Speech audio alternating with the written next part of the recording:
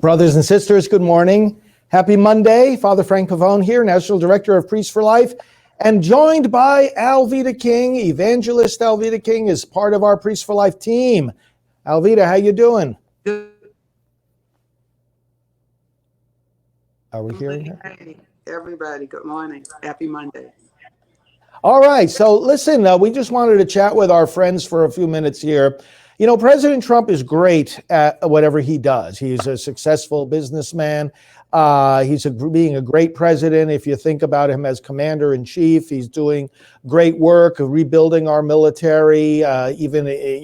Recently he was just here in our backyard here at the Space Center in Florida, launching the Space Force and seeing those astronauts go up into space, the first time in a very long time on a American-made rocket, American astronauts launching from American soil. He gave a marvelous speech on that occasion. Whether you look at him as someone who's building our economy, or in all these different roles, he succeeds, he wins, he does a fabulous job. But I want to point out today something at which he's an utter failure.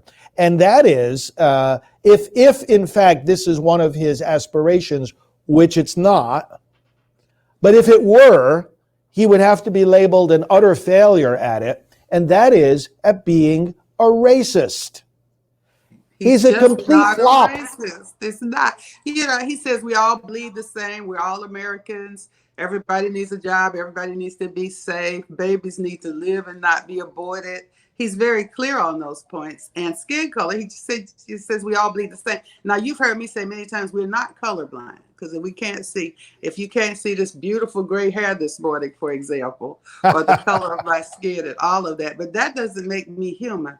I'm human. God created me in his image and likeness. My blood is red. Every human being's blood is red. And President Trump gets that. He's not a racist. And, he cares about those little babies in the womb, getting jobs for everybody, historically black colleges and universities, the money to help adults thrive. No, he's not a racist. Totally. It seems to me, and I mean, this is an obvious point, but let's say it anyway, that it seems to me that if anyone in our country would be able to spot racism where it exists, or would be motivated to call it out where it exists, it would be you, because of your who you are, and God bless your dad and your uncle who helped to lead our country in battling segregation. I mean, you would know racism when you see it. Absolutely. I marched in the 60s for fair housing in Louisville, Kentucky. I was a youth organizer, called it open housing in those days. And I marched, went to jail. I was trained in all of the nonviolent practices and techniques. When we knelt, we prayed. That's the problem, that people kneel for all kinds of reasons today, but not many of them are praying. So we prayed. As a matter of fact, there's a beautiful picture of you kneeling was that Pat Mahoney? But you're kneeling Reverend in Pat the Mahoney, rain, yes. praying. Yes. And asking God to have mercy for the babies and for those who feel that they have to do it. So we need that context. So I do understand civil rights quite well. And I know that it's a civil wrong to kill babies. Social justice is engineered. Social justice, anybody who's listening to this is going to upset you, because you want to fight for social justice. Fight for God's justice. Fight for jubilee. Fight for liberty of the babies in the womb. Social justice is kind of engineered, and it makes up all kinds of things. So we're not colorblind. We see color. We all bleed the same. President Trump says that. We worship God, not government. We're one nation under God. These are the principles that we have to adhere to and stick to. Oh, Father, wait. I got to say this. We didn't even discuss this in advance. But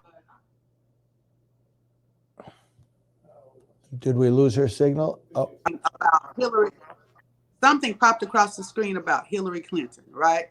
And so in 94, she was with Joe Biden saying that black men are predators, you got to deal with them. So everybody says, well, she's evolved. You have to forgive her for saying that in 94. So I said, yes, she's evolved to being the biggest champion for abortion on demand all the way up to when the baby is born. Yes, she did evolve. So I had to point that out. So that's what a real racist looks like. Abort the little Yeah, thank you, baby, because that take was it going to be home. my next question. What I had what to really answer is that. racism? Yeah, Yeah, yeah. well, Alveda, because if we slap the word racism on everything we disagree with and everybody that we disagree with, or anyone who's a political enemy, or, then we lose sight of the real problem. This is the risk that we run. If everything gets reduced to racism, the word ends up losing its meaning. That's right. Um, tell us, what does real racism look like? Real racism is to think that a person belongs to a certain protected class of people, first based on skin color, but on other socioeconomic conditions. Women's rights, for example. Women are not even a minority in America. We are actually the majority in America. However, people say, well, you've got to have minority rights for women. And if a woman is pregnant, she could abort her baby. So racism puts it on skin color. But the injustice goes beyond skin color because it says if I can't see you, I don't have to regard you. I don't have to regard your personality. I can't see you. I don't see your skin color. I don't see that you're a baby in the womb. So racism denies humanity and dignity to every human being on the planet. Alveda, I also found it offensive when Joe Biden said the other day, if you're not sure whether to vote for me or Donald Trump, you ain't You black. ain't You know, black. I said, yes, I is black, Joe Biden. And I made straight A's in English. I'm just doing that because Joe went there. But I said, Uncle Joe, we're going to pray for you. You need to be sitting down, not running for president. You need to be at home, reading your Bible and praying. Stop it. well, I am that's black. right. Yeah, Well, I am black. you point this out, and Candace Owens points it out very well also, and many other spokespersons these days in the black community, where they say, look, the color of our skin doesn't determine the way we think. There are black conservatives and lots of them. There are black pro-lifers and lots of them. There are black supporters of President Trump and lots of them. So you can't say, that because of your skin color, you've got to buy into a certain set of ideas or political loyalties. Otherwise, you're not really part of that community. That to me is closer to racism than anything that President Trump says.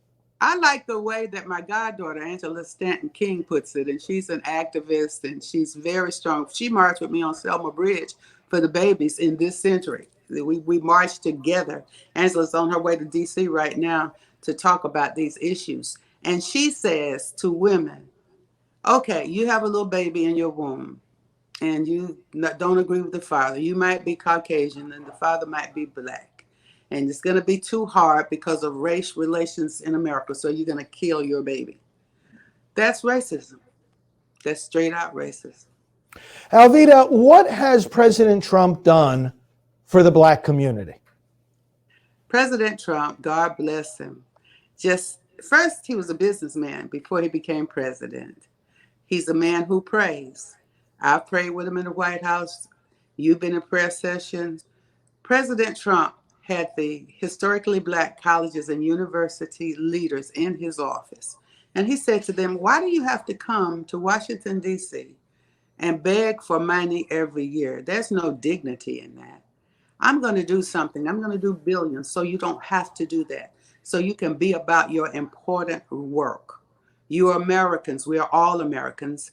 Our children need to be educated.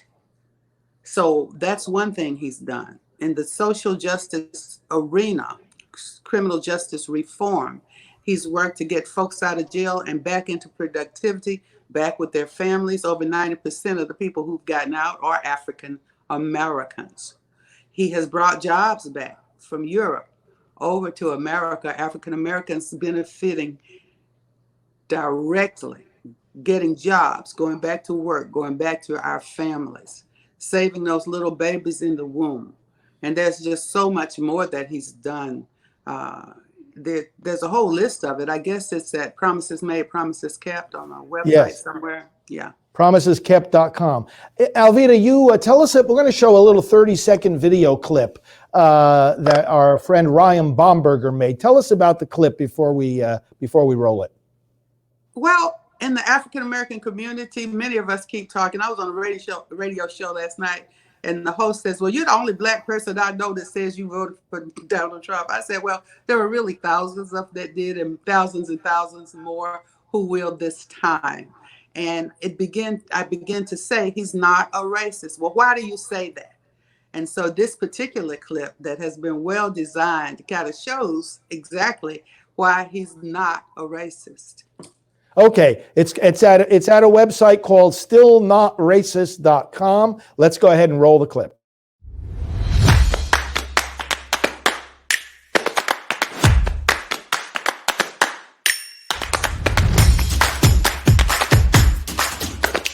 Donald Trump embraced the underserved communities.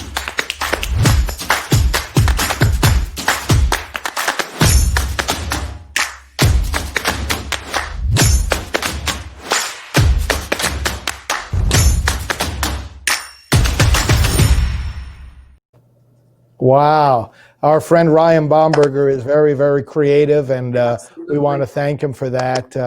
The HBCUs, of course, the historically Black colleges and universities is what that was referring to there at the end of that clip. But stillnotracist.com is where you can find that video. Yeah. And on that that was great, website, let's say that Hillary is still racist and Joe Biden is still racist. It says that too. Yeah, exactly.